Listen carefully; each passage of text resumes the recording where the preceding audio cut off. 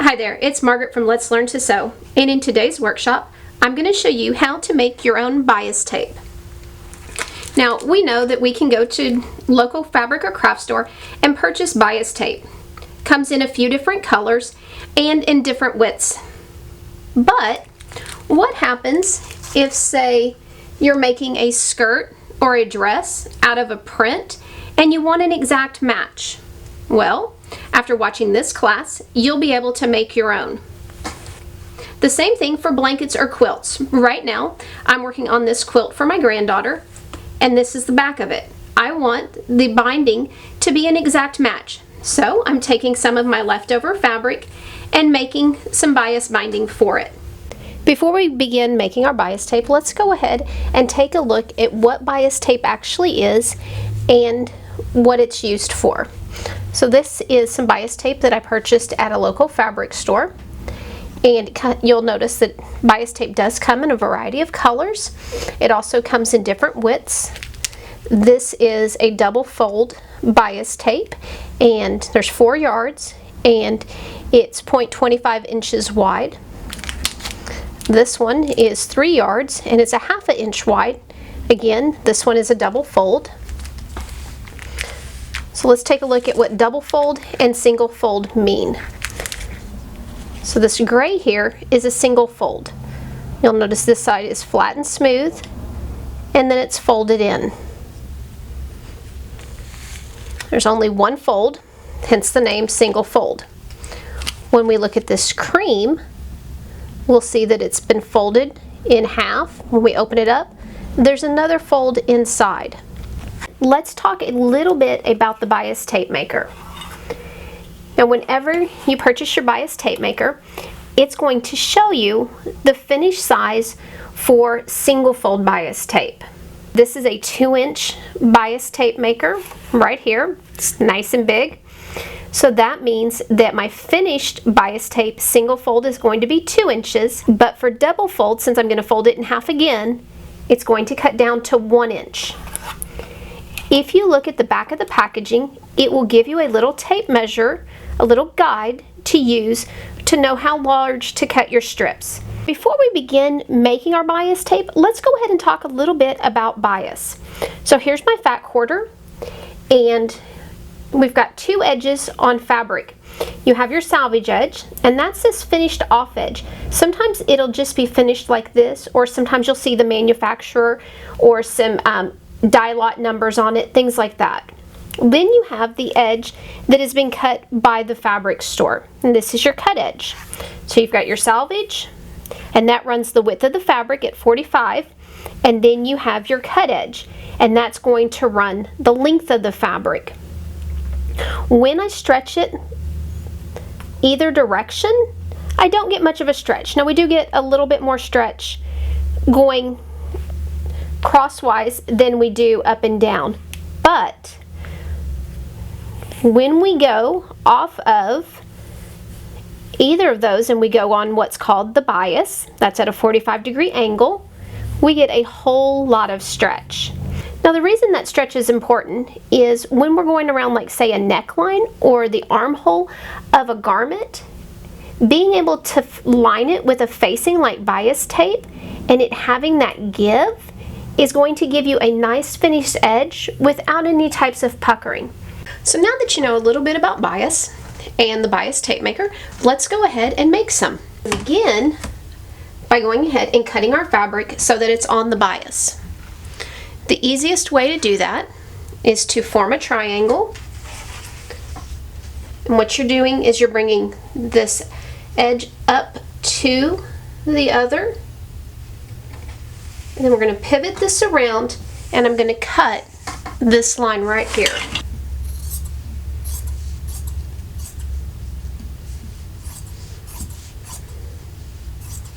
And we're going to swing this around, and we're going to cut this flap off right here.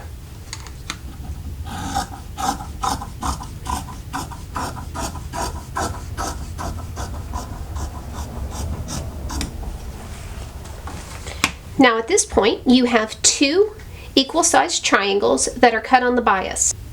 To save time for cutting our strips, We're going to fold these in half, making sure that everything stays lined up. And we're going to pivot this around. Now what I want to do is make sure that this fold is lined up on one of the lines on my cutting mat so that they're on a 90-degree angle. Since we're using the 1-inch bias strip maker, we want to cut our strips 2 inches wide. It's the 2-inch line, and I'm going to line that up with the edge of my fabric.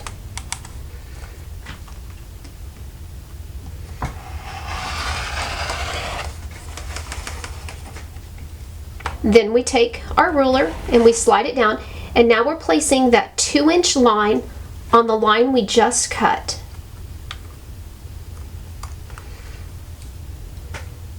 Your rotary cutter, the blade edge goes against the ruler, and you want to press firmly.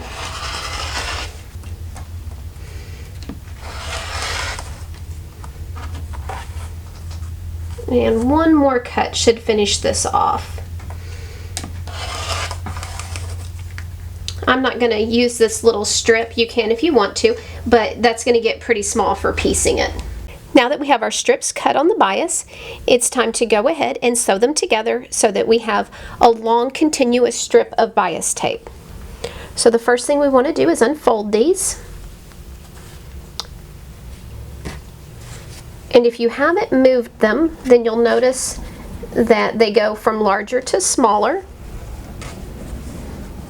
What we want to do is we want to mix these up because we don't want 2 long strips, then 2 that are a little bit shorter, and so on. We want the pieces to look a little more random. So I'm just going to lay these out so that I've got some larger strips and then some smaller strips. I'm going to set these over out of the way because we're going to work with 2 at a time. You'll notice that all of our ends have an angle, and what we need to do is to piece these together. One of the natural things to do is to line everything up. If we do that, however, when we open this strip up, we end up with a V, and that's not what we want. We want nice, big, long strips. So we're going to flip it to the other end, and that's how we're going to piece them. What we want to do is we want to take these and we're going to sew them at a 1/4 inch seam allowance. So what we want is to line these up, and on each side you should have a little triangle. That little triangle is going to be about a 1/4 inch. To use pins if you don't want to. If you do, just place one back out of the way and your strips are together. So you'll just keep doing that until all of your strips are pinned together and you have about a 1/4 inch triangle hanging off of each edge. Once you get all of your strips pinned together, then we're going to take these over to the sewing machine and begin sewing. And we're going to be sewing at a 1/4 inch seam allowance. If you have a 1/4 inch piecing foot, you can use that. For most machines, it's going to be the edge of your presser foot. If you're unsure, you can take your seam gauge, measure from where the needle goes down to puncture the fabric to the edge of the fabric. You want that to be a 1/4 inch.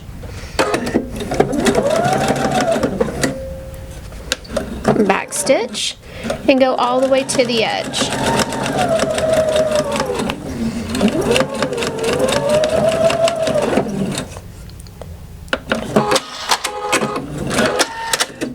Raise your presser foot, trim your threads, and move on to the next section. What I'm going to do is just keep working through until all of the pieces have been sewn together.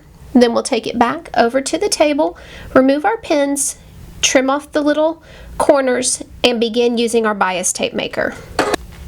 So now we have all of our strips sewn together. We're going to go ahead and remove all of the pins. So we're going to cut off these little tails. Flip it around, do the other side also.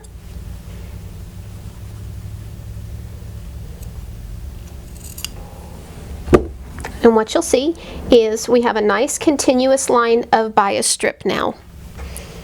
The first thing I want to show you is how to do it if you do not have a bias tape maker. I will warn you, you're going to want to be careful because the strips get small and it is easy to burn yourself. First thing you're going to do is take it and fold it in half. and you're going to iron it.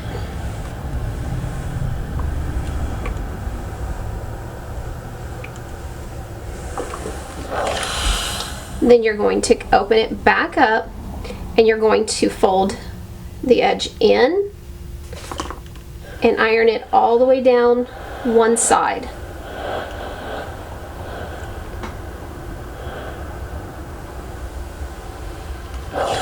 Then you would come over to the other side and you would do the same thing. You're going to bring that edge into that center line that you made.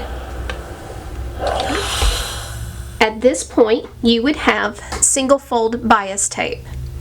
If you wanted double, you would fold it over in half and press it again. And you would just do the same thing down the entire length of your bias tape. Now let's look at how to use the bias tape maker. With the bias tape maker, you have this little U opening, and that's where we're going to slide our fabric in. It also has this little handle, and we're going to use that to pull back. The fabric's going to come out this end, and it's automatically going to fold in to form the bias tape. We're going to take this pointed edge, we're going to poke it through. It's naturally going to go up onto the U. Just keep pushing it through. You should be able to grab it out at the other end.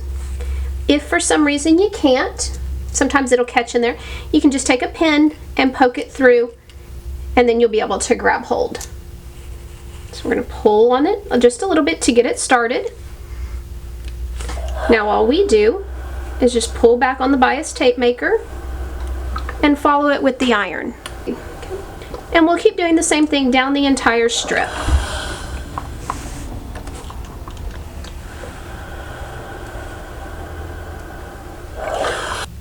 Okay, so once you've gone down your entire strip of fabric with the bias tape maker, you now have single fold bias tape, and it's ready to be used. If your project calls for double fold, you're simply going to take this, fold it in half,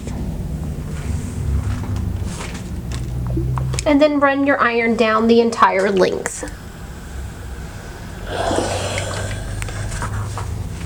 You now have double fold bias tape.